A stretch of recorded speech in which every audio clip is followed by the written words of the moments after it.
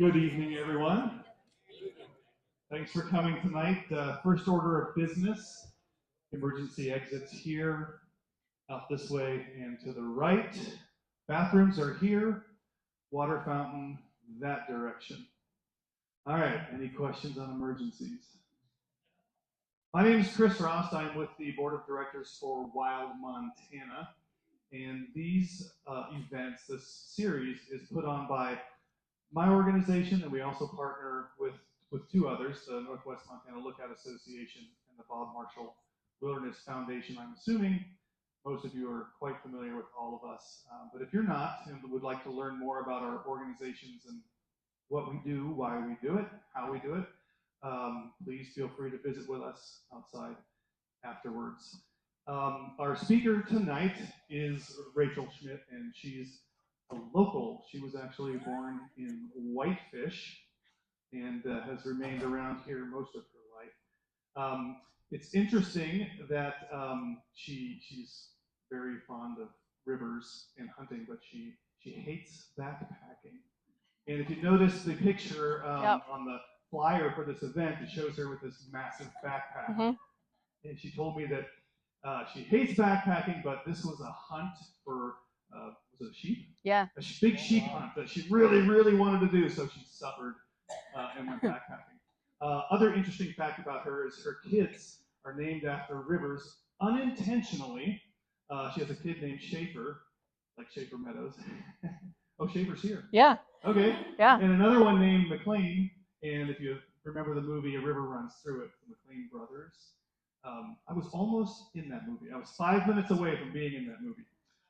Anyway, she works for American Rivers with the Northern Rockies Dam Removal Project, and advocating for clean rivers and river systems, healthy river systems. She's on the board of directors for the Flathead Rivers Alliance and also the Whitefish Legacy Partners. She has been the director of Innovative Alliances for the Backcountry Hunters and Anglers, and was also was director for the Governor's Office of Outdoor Recreation here in Montana. So she's been around the block. She's very active in preserving and protecting public lands, and especially our waters. And I think from a public lands advocacy perspective, personally, I want to just thank you for being here, because I think we're all the same mindset that we want to honor and cherish these things. And so we'll get underway. Please welcome Rachel. Woo-hoo. Does this one even work? And before I forget, afterwards we'll have like a 15-minute question and answer session. All right. Oh, I'm loud. I mean, I probably don't even need the microphone. Yeah, thank you guys all for coming. The way you fill an audience is just tell your family and friends. So, I mean, I kind of know half of you here, so that's how you fill it, right? Yeah, thanks so much for having me, and thanks to all the organizations, right, that brought us here, and thanks to all of you guys that follow their work and come to events like this. They offer opportunities for you guys to learn about stuff. So I'm super pumped to be here to talk to you guys. Yeah, so that was a great introduction, actually. You guys learned a ton of, kind of what I've done. I take myself really seriously, and, I'm a professional, and I like to keep things tight, very serious. So this is kind of what I look like on a river half the time. So can you imagine going through the wilderness and coming across me in a camp? I like to think it's fun, right? But yeah, so you learned a little bit about me, but again, I've been floating these rivers my whole life, which you'll learn about here in a little bit. And I am just very passionate about wild and scenic rivers, so I'm excited to share some information about them. Just slight housekeeping, I have a cough going on, so if I reach for a cough drop and have a coughing fit, I apologize. Also, I have many hamsters in my brain that run in many different directions. If I take you down a path you're wondering, I will circle back around.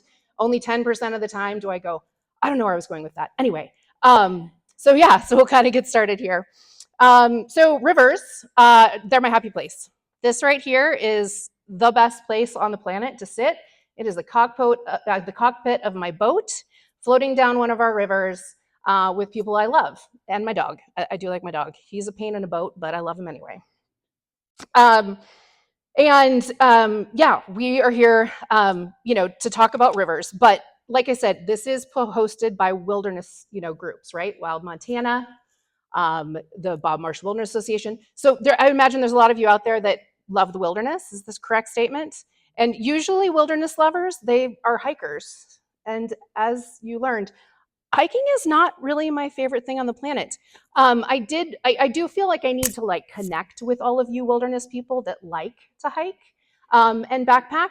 And so I really felt compelled to be like, no, look, I have done it. But again, it's really to kill or catch things is what I prefer to do. Even like a very long hike with my dog, I like to call a long dog walk. I just don't like the word hiking. But yeah, I did do it. I went on a sheep hunt. I backpacked for 11 days, over 100 miles.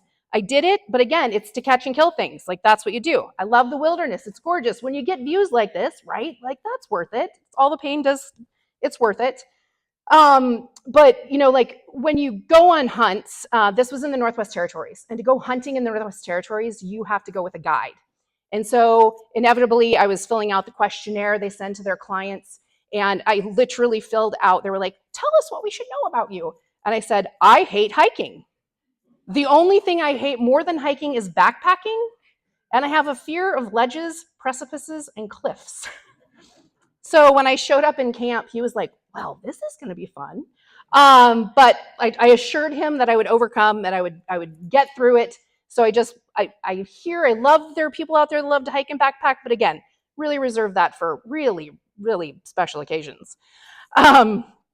But we're really here to talk about rivers. And so I'm exceptionally thankful that I get to experience our local wilderness areas from a river and this like giant floating apparatus that's carrying all my stuff, not my backpack.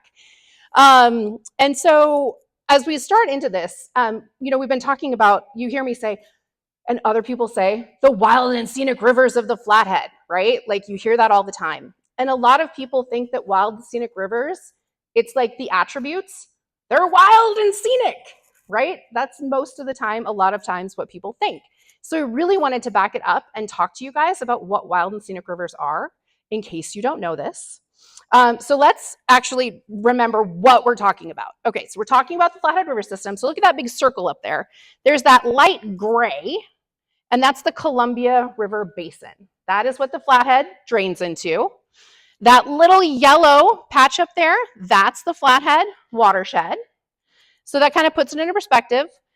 A lot of us, again, we know the North Fork, we know the Middle Fork, we know the South Fork, right? These are the rivers of our backyard, but I just really wanted to put it into perspective so you remember what we're talking about. North Fork, Middle Fork, South Fork. The next one I really want to focus on, though, is to think about the water or the land that's around this water. Okay, let's think about the land ownership. So you've got the North Fork, right? So on one side of the North Fork, what big, amazing national park do we have? Glacier, yeah. So we've got Glacier National Park on one side of the North Fork. We've got the Flathead National Forest on the other. This is a really not a good map, but sorry about that. And then you've got the Middle Fork, right? The Middle Fork also is the southern boundary of Glacier National Park, in addition to going up into which wilderness area? Yes, you guys are on it. And then you've got the South Fork of the Flathead, right? That's flowing out of the Bob Marshall Wilderness. So double down. We've got these amazing rivers. They're surrounded by amazing public lands, and they're actually wild and scenic. And what does that mean? So wild and scenic is actually a designation, right? It's not about how pretty they are, but that's part of why we have them being wild and scenic. But it's actually a designation that comes from Congress. So I want to talk a little bit about that as to how we got here and why does the wild and scenic river system exist. Before we go there, I do want to acknowledge this Flathead River system. It is the ancestral home to the Salish, Pend Oreille, and Kootenai tribes. They have inhabited this region for over 10,000 years. This is a vital area for them for fishing, for spiritual practices, for hunting. They often referred to this space as the place of falling waters. And these tribes were largely nomadic, and they transitioned from mountain fishing to hunting buffalo. But on the other side of the park, we have the Blackfeet. So oftentimes this mountainous region would be actually where Blackfeet and the Flathead and other tribes would actually have wars and battles. And so there's actually a history documented of various battles that have been fought in the mountains where these rivers flow out of. So that's some history about before we were hanging out here. So if we go to post-World Wars, post-World Wars were a time in this country where there was massive development, a lot of resource extraction. We were booming, right? Expansive dam building was happening. And there was, out of this era, again, dams, a lot of ecological destruction was happening because of this. But this same time is the same time that the Wilderness Act came out of, because we were finding that, oh my gosh, there are only so many amazing spaces left, and our environment is being ravaged. So the Clean Water Act, the Clean Air Act, Wilderness Act, and there were a couple guys that saw this as a problem. Like, all of these amazing rivers were being dammed. And so these two guys, oh, sorry, back up. And so these rivers were being dammed. So these two guys, John and Frank Craighead, which you'll see a picture of them in a minute, they learned there were 2 dams proposed in the system here, on the North Fork and on the Middle Fork. As you can see, this is actually out of a 1960 or 74 river study. There was a dam proposed on the North Fork, and there's a dam proposed on the Middle Fork. And it was the Spruce Dam and the Smoky Range Dam site. I've heard of various different names. So these dams were proposed, and the Craigheads thought that that was not a good idea. And so they fought this, and that was the beginning of fighting for wild rivers. So in 1957, John Craighead, made the first case to save the Middle Fork of the Flathead. And that turned into the movement to create a wild and scenic river designation to protect rivers. So here we've got the Craigheads up in the corner there. As you can see, that's Hell's Canyon where they were. So they became ardent river advocates, and they worked and worked and worked for 15 years to figure out a way that we could protect rivers. And they worked with Udall. He was the Secretary of the Interior at the time. And then they got together with, these names are going to sound familiar, Lee Metcalf, right? Does anybody remember Lee Metcalf and Metcalf Wilderness? Okay. And then Frank Church out of Idaho. These are 2 senators, right? So they worked and worked to figure out what they could do to protect rivers. So in 1964, all these people were on board. They were like, let's do this. We're gonna pass a bill that's gonna protect rivers like we protect river wilderness areas. They had to submit 16 bills into Congress to get things going, right? Like, this is a long, arduous process. But finally, all the stars aligned. There was some horse trading per usual, and we got the Wild and Scenic River Act. And it was signed in 1968 by Johnson. And you can kind of read there. I won't read the whole thing to you, but that's just an excerpt of what came out of that. And it literally talks about the fact that we have a policy of dam building, but we also have we need to have a policy to balance that of protecting our rivers. So a lot of times people don't know that history, right? We just think that it's just, talking about the attributes, but it's actually a designation of the rivers. So fast forward, the proposal for the Flathead River system went forward through Congress, right? So the process to do that is you have to propose, you have to get your senators on board, you have to propose like, hey, we want these rivers. And by the way, there are people that know more about this in the audience here, and they're welcome to speak up and correct me if I'm wrong, but I'm giving you the cliff notes here. You got to get your senators to be like, we support and back your idea to get a river listed and designated for that. And so it went forward, and this is out of 1975. This was the study that created the Wild and Scenic Rivers. Lots of really fun, cool information in there. These are some of the photos out of it. So around that time, this is the actual Pole Bridge at Pole Bridge, which is a fun picture. Here's just a winterscape in the South Fork up at the Bob Marshall Wilderness.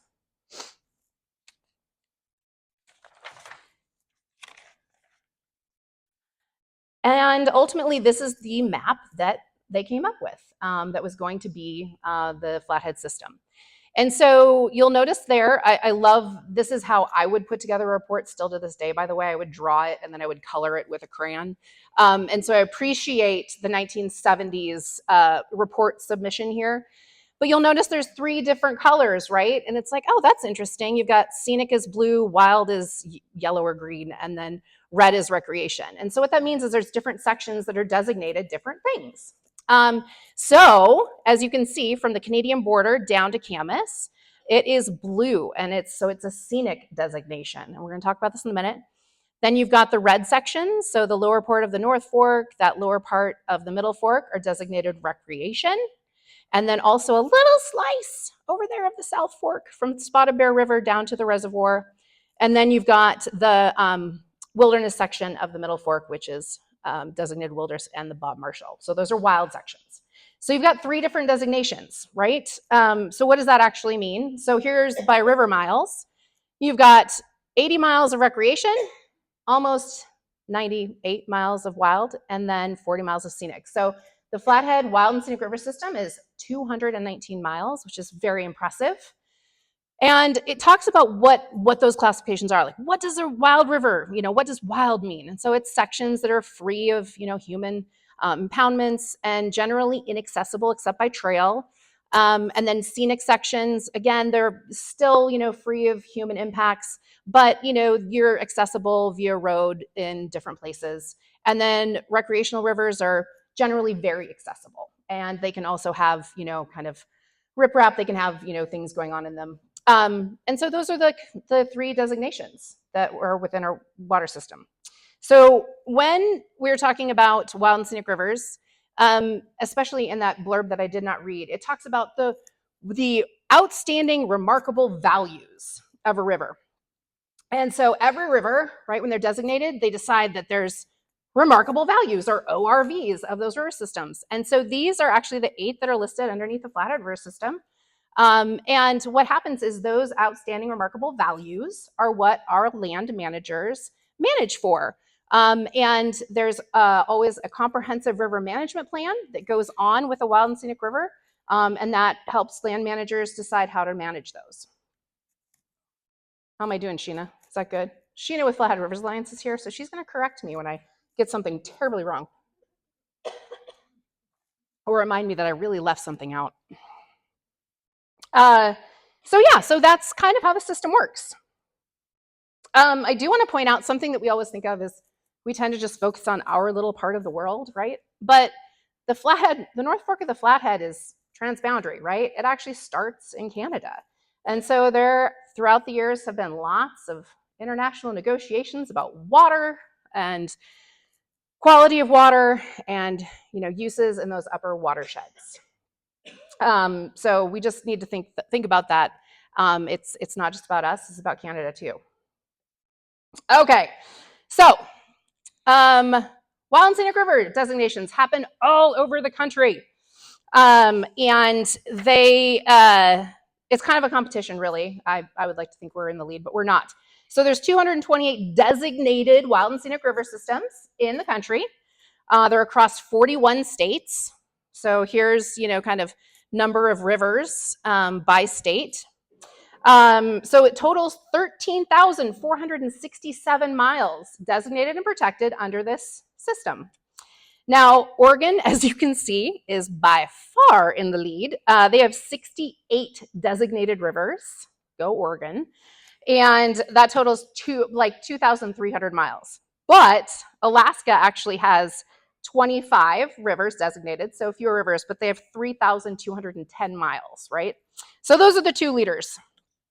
Wyoming actually has the longest single designation with the most river miles, and that's the headwaters of the Snake River, and that's 413 miles in that. So there's some of your fun facts, but let's bounce here to Montana. Only 3, guys. We are way behind.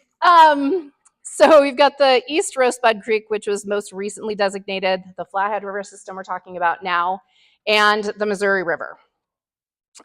We have 408 total miles across those 3 systems.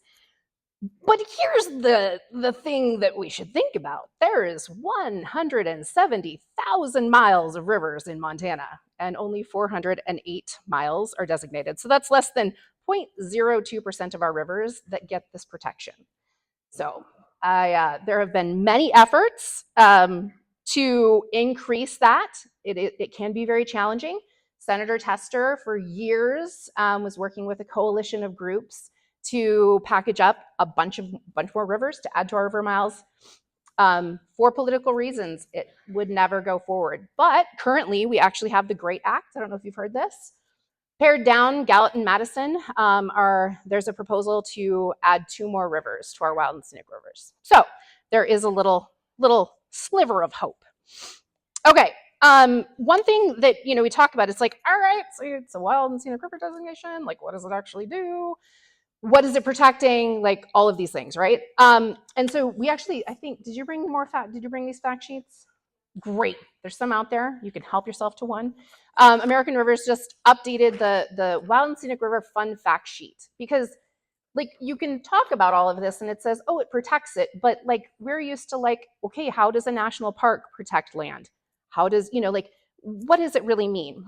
And so there is a handout out there, and I'm just going to touch on a couple things to kind of help make you think about how these rivers function with some like commonly asked questions. And so, like some of the fun facts: does Wild and Scenic River protection restrict development on private lands? And generally, no, it does not restrict development on private lands. However, a private landowner, if they want to build or install riprap or do anything like that, they can't alter the way the river is functioning at that snapshot in time when it was created. So people can develop, but of course, remember they have to go through county, they have to go through, like Montana stream protection, all of those things. But it doesn't preclude a private landowner in that wild and scenic river corridor from doing what they want on their property. Does a Wild and Scenic River Act affect public access for fishing, hunting, and camping? It doesn't limit public or commercial permittees to access it. The public has full access to using it. Does the act prohibit logging and fuel reductions? No, absolutely. Harvesting timber absolutely can occur.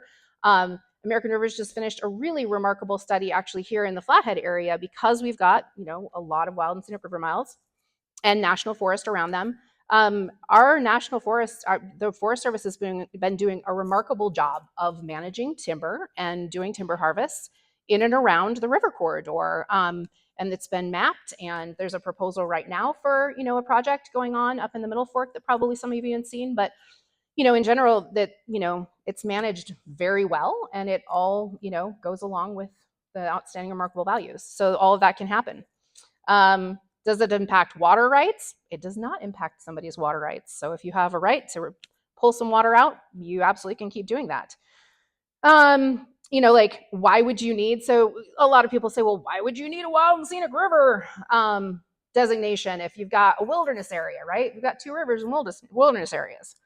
But a Wilderness Act actually allows a president to authorize dams, diversions, and other energy projects within wilderness areas, but a wild and scenic river protection does not.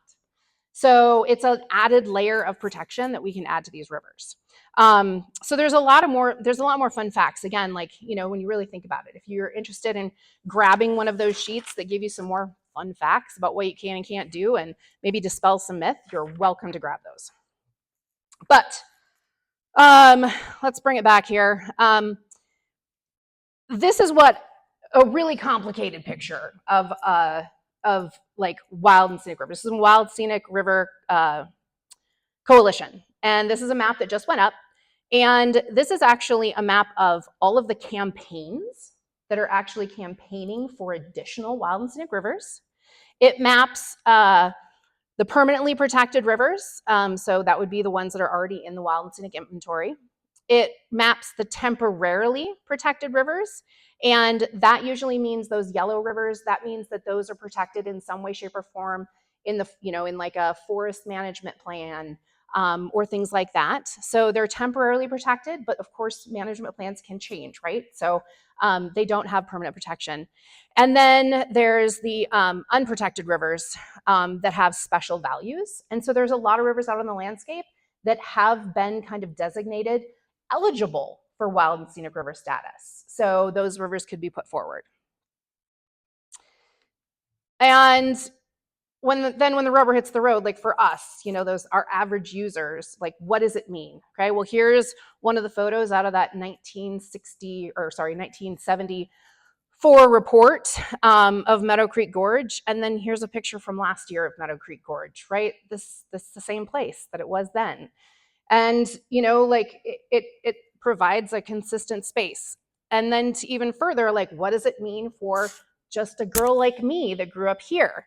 Well, let's ask 4-year-old me who decided they were going to row a boat down the river. This is me. I'm sure that I'm rowing the boat probably somewhere on the Middle Fork. This is how I spent my childhood, probably 1983, like maybe 4 or 5. I did find there's consistency with my attitude, evidently. Same angle of the head cock, same crazy wild hair. Some things just don't change. Evidently, as I was looking through the pictures, I was a little bit like, oh, consistency is good. Wild and scenic rivers and me. Anyway, so this was daycare for me. My dad was a whitewater rafting guide and fishing guide when I was growing up. He's one of the OG kind of 1980s raft guides. That's him in the middle.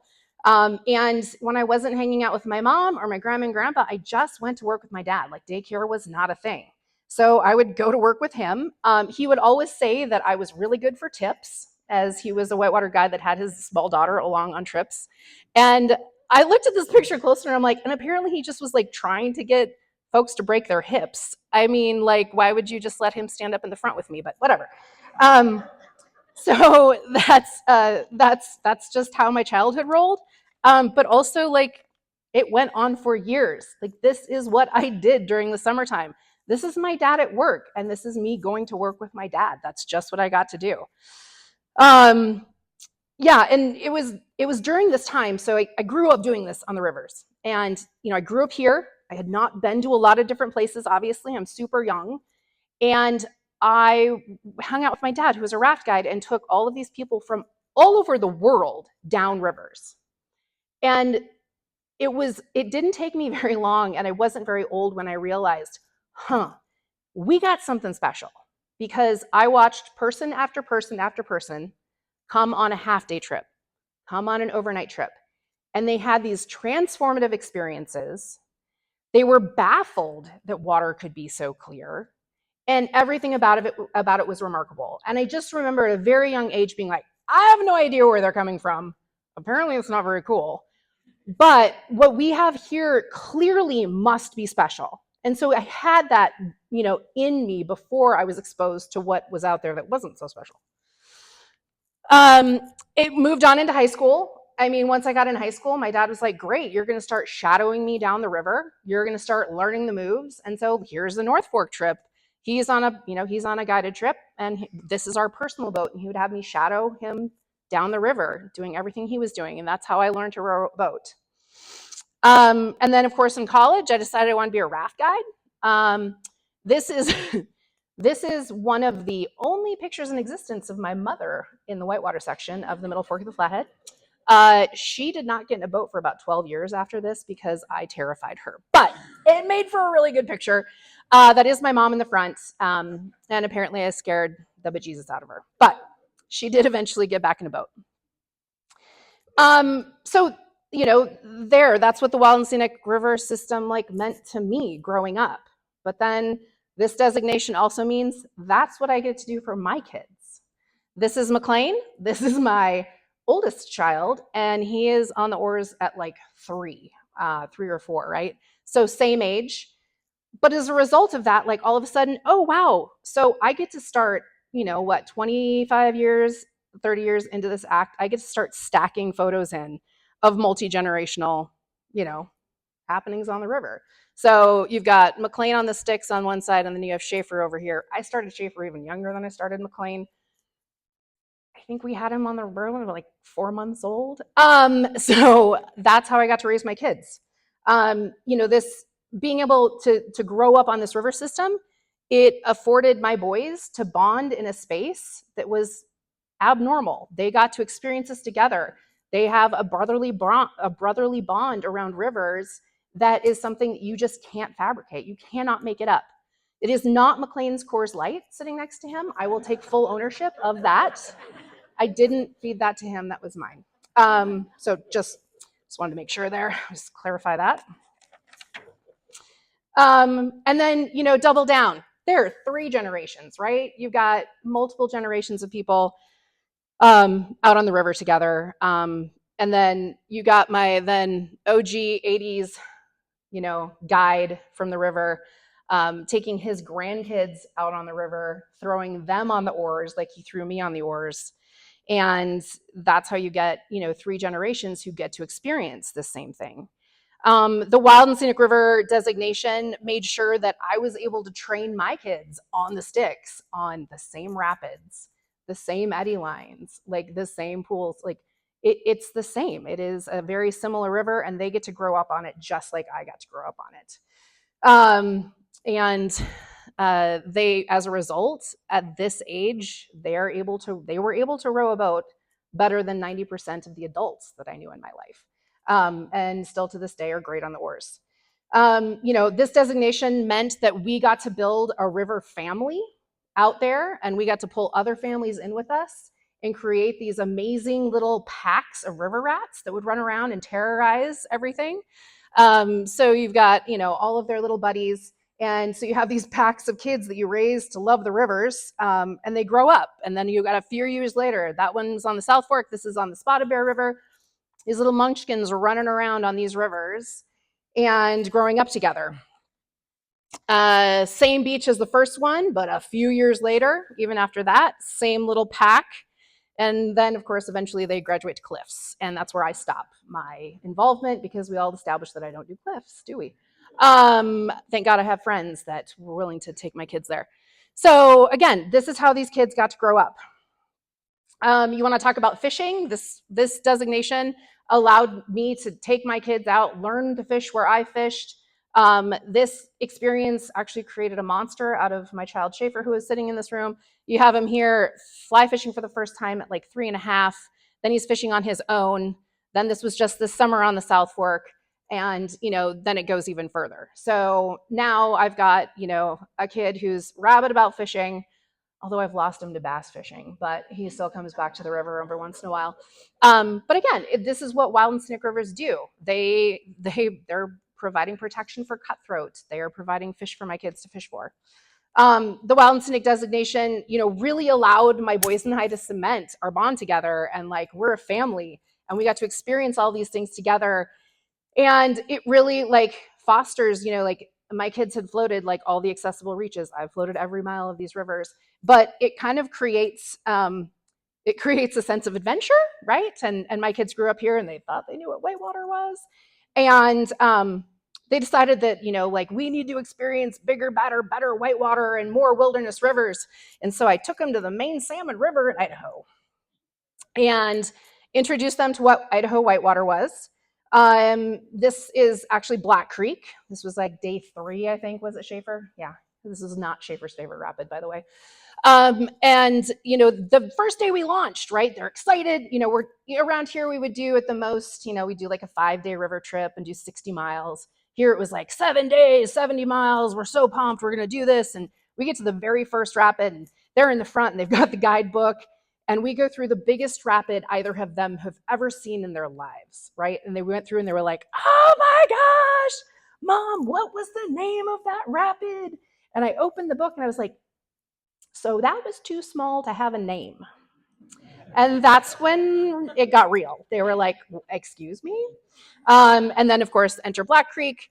And that's what it does to a boat. It swallows it.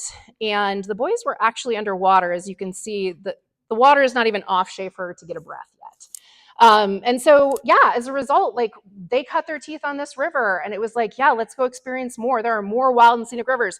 By the way, what wilderness area is the Salmon River in? Does anybody know this? Yeah, Frank Church, who was one of the guys that got the Wild and Scenic Rivers passed. Frank Church. Good people.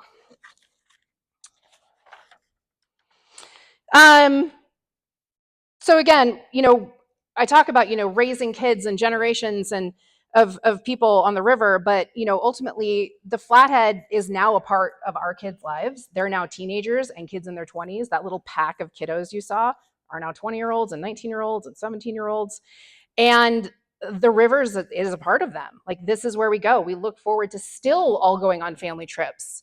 And these kids are literally making their own memories now. And I now understand, I now understand the pride that like my dad felt in me when I was going off and having my own adventures. And now these kids are going off and having their own adventures on these rivers. It gives us spaces where we get to sit around campfires late at night, and we get to have these like really in-depth conversations with our kids about life, about amazing things, totally removed from technology, and having these amazing experiences together. And we get to do it year after year because they still want to hang out with us. But I will rat Schaefer out. It is not without teenage naps on the boats, as you can see. We still do allow the teenagers to take naps as we float down the river. So yeah, this river system is really, really amazing, and it's impactful to a lot of people. There's still, these boys are out there having these amazing adventures, and hopefully we'll keep doing this until we can't do it anymore, right? This space is a place where we get to hang out with our friends over and over and over again, and we get to hang out with our loved ones, and we get to go out and have these amazing adventures and experience life together. I will say that one of the most impactful trips that I personally took is with part of my river family. I warned Dana, who was here. I'm like, I know I said your kids were in here, but you're in most of my pictures too, because she's part of my river family. We decided we were going into the Bob Marshall. We were going to float the South Fork, and it's the first time I had ever done that. I told you I hate hiking. I do not like hiking, but what am I? I'm on a mission because I'm going to float at the end, so it's tolerable. I'll do it. But you backpack in there, you meet up with your raft gear because you had it packed in by a pack string. We did not do the whole like pack raft thing. Again, I'm a rafter. I don't pack raft. But you can only take so much beer with you if you pack raft. I like to book a whole mule, evidently, for all the booze we like to take. So anyway, so the thing that was very impactful for me on this trip is my dad, like I said, he was a hunting and a fishing guide. And he was a fishing guide in the Bob Marshall for years. He was a hunting guide in the Bob Marshall for years. And he would tell me stories, like I would go up, he'd have one day off in between trips in the summertime during that period that he wasn't, on the main Flathead system, where I'd see him every day. I'd go up there and see him one day a week when he was guiding out of Spotted Bear. And, I'd hear all these stories about his trips coming out and, all the camps and over all the years. And so when we decided to do this, I, of course, went straight to my dad and I was like, hey, we're going to go in, and he sat down with me and we went over all the different camps. He showed me exactly like, all right, by this mile, you're going to camp at this spot, and it had been 25, 30 years since my dad had been back there. And we sat down with a map and we followed my dad's map and we went and camped at every single camp spot that he had camped on when he was guiding up there. And so for me, it was, like this is exactly what my dad experienced, minus a couple burnt trees because there's a lot more fires in there. But anyway, that was really impactful for me to go in and like see all of these things that he had seen forever and I'd only heard about, right? I'd been along with him on all of these things, but not the South Fork. So to experience the South Fork was great. I got to see all the same vistas, sit in all the same spots, experience all the same things as him. And if you're wondering what a rafter's feet look like after you walk 3.5 miles on a horse trail out of the Bob Marshall, that is what they look like. It's gross, but yeah, that's what you got to do, right?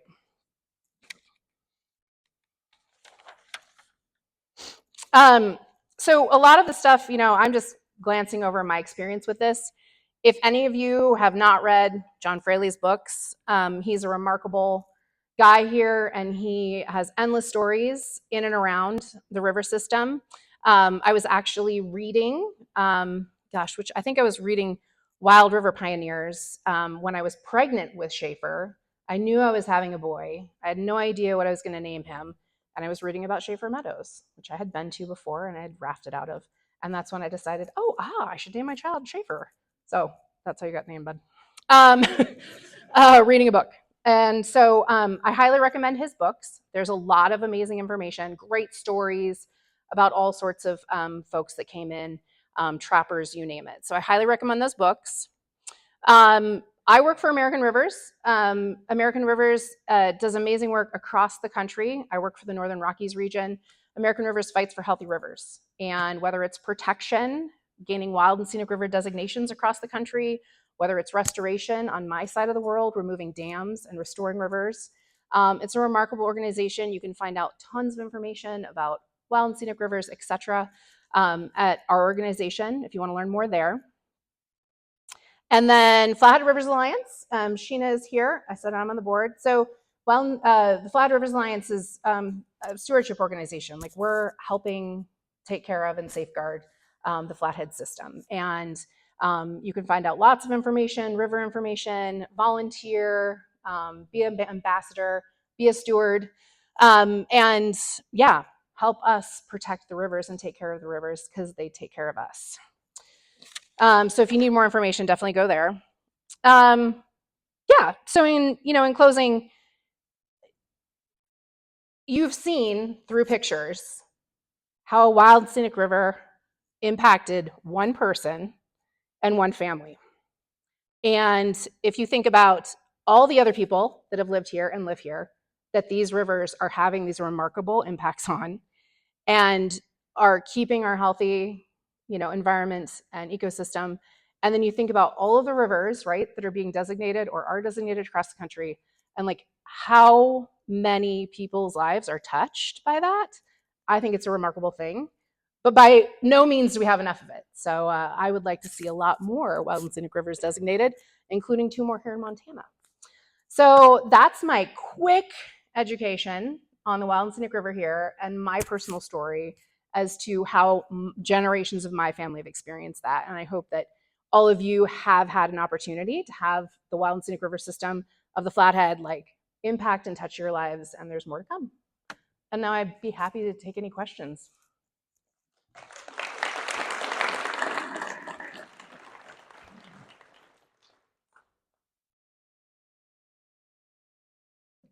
Or not. You don't have to have questions. Oh, Lee's got one. We would appreciate if you use the microphone, that way everybody can hear the question. Okay, hello. Thank you, Rachel. That was wonderful. As you know, I live on the river. And can you tell us about the 305 permit process? It affects me. Yeah. Okay. So for sure. Okay.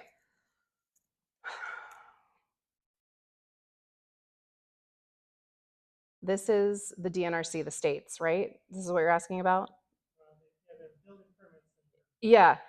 Okay. So there's layers of this. I'm totally not an expert on permitting, etc. However, in Montana, we're very lucky in that we decided to pass Stream Protection Act. So while the Wild and Scenic River protects certain aspects of our rivers, there's an additional layer in Montana with our Stream Protection Act. Also, in different areas, there can be different federal protections, etc. And so, really, it just prevents. Obviously, it just prevents expansion and development, like into the river. Conservation districts oversee like the permitting process. Yeah. What else? Well, it restricts people's growth. Mm-hmm. Yeah, and we're really lucky, like in Montana, like we actually have some really great constitutional stuff, and we have some acts that we've passed to add further protection in our river systems. So yeah, there are restrictions, so further protection.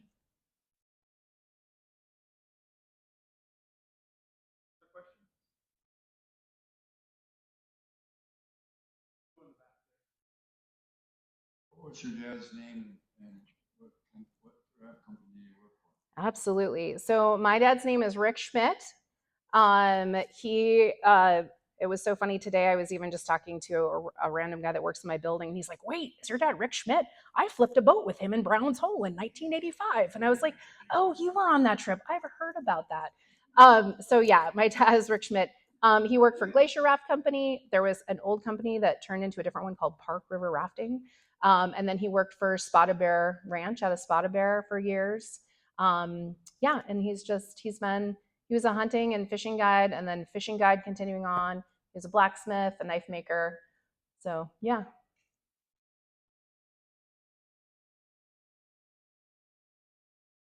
This isn't so much a question as the man sitting next to me mapped the Middle Fork and the South Fork for that Wild and Scenic River study. Stop it!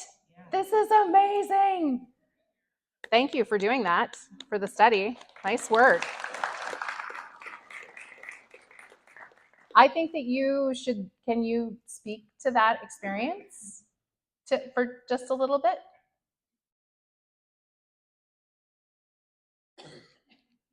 Well, that was a few years back.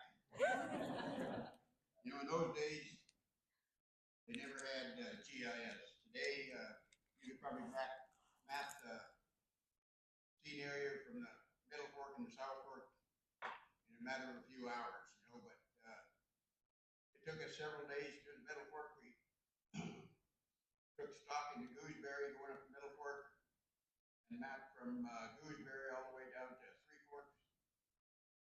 That was Three Forks is where the Hungry Horse District started.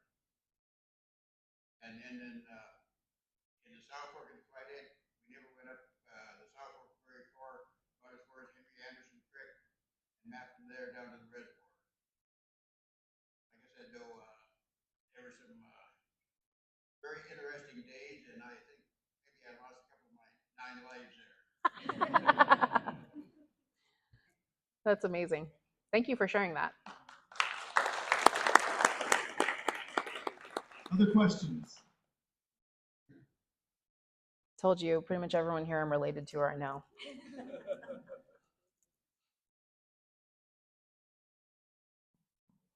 Hi, Rachel. Thank you for your talk tonight.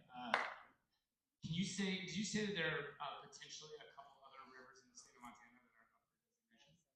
Yeah, the Madison and Gallatin. So for years, Senator Tester carried amazing bills. I think I mentioned that after a coalition of people were pushing a big package. It would not gain traction. And so Senator Tester is no longer here to help us do that work. And so there was a pared down package, and it just includes 2 rivers, the Gallatin and the Madison sections of both of those. It's going to be proposed. It's proposed in what's called the GREAT Act, spelled differently. The Y, it's a Yellowstone. Anyway, and Ryan Zinke is introducing that. So those would be 2 additional rivers that would be approved. So fingers crossed. And just so you know, I think at the last count, there's 7 different wild and scenic river packages that have been picked up by senators across the country right now. So maybe, this isn't a time that we think that, things like this are happening, but hopefully these wild and scenic river packages will go forward and we can get some more river miles out there. And you can find out more information. You can just Google search Great Act. How about the Yellowstone River? The Yellowstone River is not wild and scenic. There's a section of the Missouri. There's not, and I haven't gone back. You can, so this is actually a great map to go to, and you can like search things. A lot of times, like I said, the yellow was it yellow or was it? No, it was the blue, light blue rivers are the ones that have been found like eligible and or have had campaigns kind of launched for them. And the Yellowstone has not been on there, and I'm not aware of any of that. Hillary, have you ever heard of anything with the Yellowstone? Yeah, even for recreation, it's like the amount of impoundments and like things that have been done to it. But yeah. Mm-mm. There was originally 2 proposed packages. There was the Greater Yellowstone one, which only remaining that's hopefully going to pass for Wild and Scenic is the Madison and the Gallatin. And then also Tester was trying to push through a Crown of the Continent package as well, and that would have designated some of the tributaries for the North Fork. I can't remember if there were other forks as well. So the smaller streams that then flow into the Three Forks of the Flathead. But that one got dropped, and they decided to prioritize more the Greater Yellowstone, which is fine for now, for sure. Yeah. Other questions? Last call. One comment.